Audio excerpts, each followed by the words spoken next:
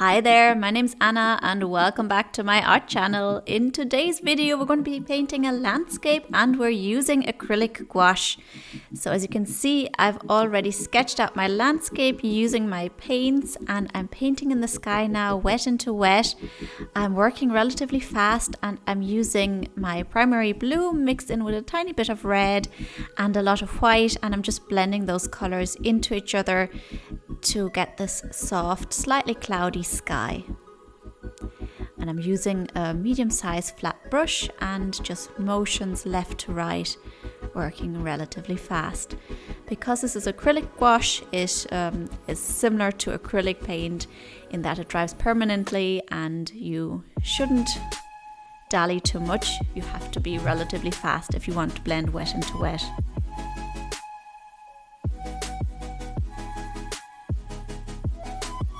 Now I'm mixing my three primary colours, the red, the yellow and the blue, to get a very dark mixture, and I am painting in the shapes of the mountains now. Because I didn't mix a very large batch of this colour, I'll have slight colour variations because I have to keep remixing it, which I totally don't mind because the colour isn't all one, the mountain isn't all one uniform colour, and it just gives it nice interest and texture that way.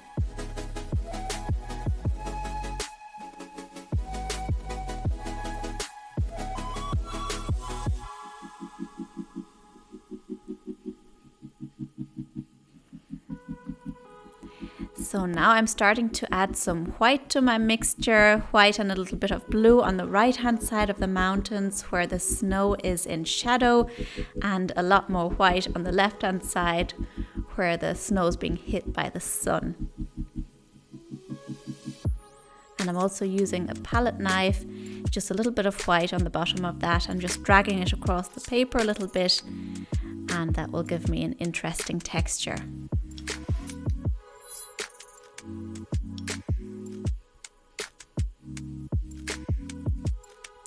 And as you will see, I keep touching up those mountains a couple of times throughout the painting process until I'm entirely happy with them. And I will jump around a little bit between areas of which I'm painting, just painting whatever I feel like painting at the time. And sometimes it's nice to have a little break in between, paint something else, and then get back to a certain area with fresh eyes. Just now I'm using a fairly small paintbrush to add in some details on the mountain, some of the snow, and just some other textured areas on the bottom of the mountain, using slightly brownish mixtures now.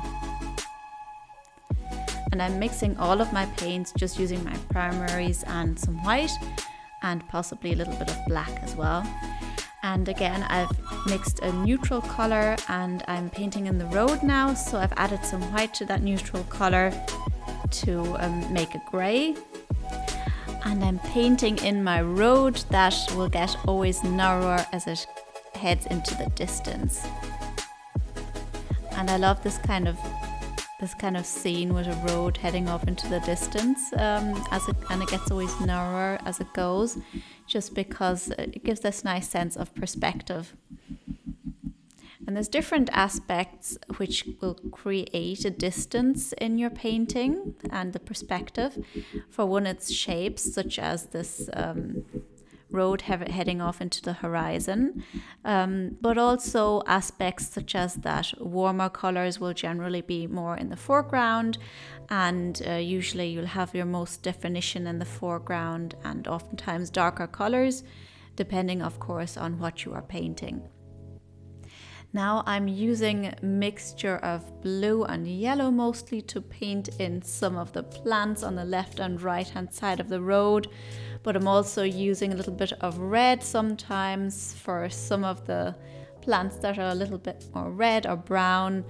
Some of them might be a little bit dry, and I'm also adding in some shadow areas there. And I'm not making this a terribly detailed painting. A lot of the plants are just blobs of colour. I will use more yellow and white in areas that are hit by the sun though. And here you can see I'm working on the mountain a little bit more, adding some more snow and a little bit of more texture to the bottom part of the mountain as well. And some lighter areas.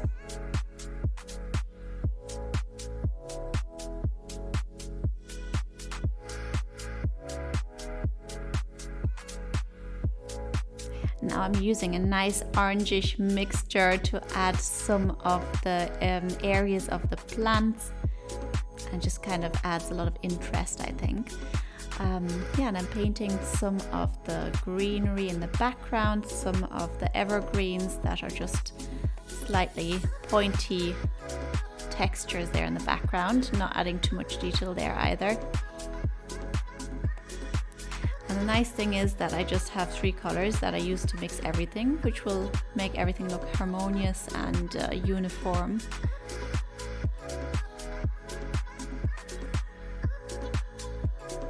It does pose a challenge, of course, when you have to mix everything from scratch.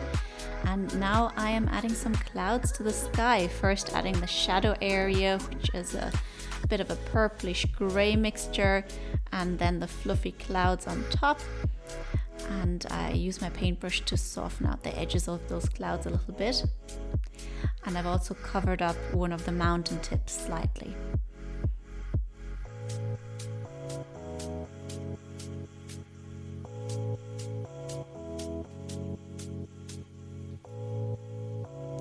By the way, if you're enjoying this tutorial, I hope you'll give me a thumbs up and subscribe to my channel for more videos like this.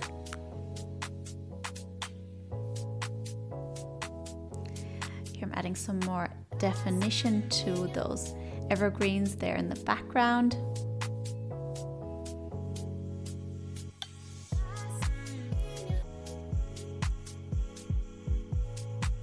And some more highlights to the foreground on the plants.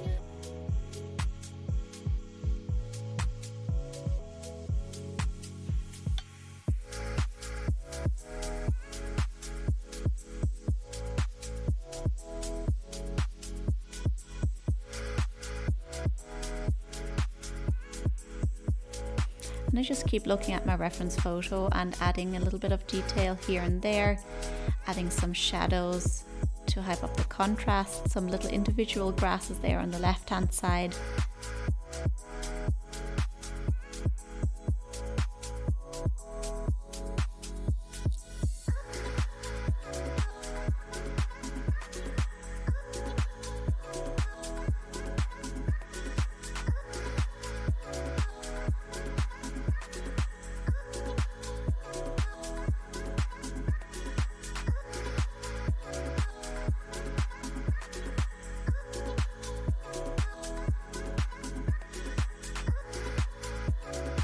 Few more individual leaves that are closest to the foreground, and unfortunately I didn't film this, but I also added in some little white tree trunks there on some of the trees on the right hand side. And I think I mentioned this before, but you'll have most of your detail closest to the foreground, so that's why you can see those individual tree trunks and some individual leaves. And now I'm using a yellow mixed one with a tiny bit of red to add the markings on the road, and I tried to let them be a little bit wider coming towards us, and of course the marks get longer as they come closer, because the ones further away obviously are shorter.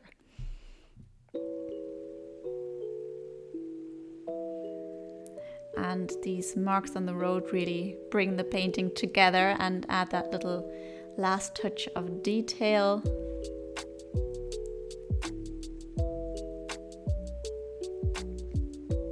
Doing the same with the white markings on the right and left hand side of the road.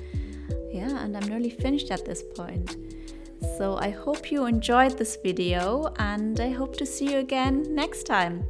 So take care and bye bye.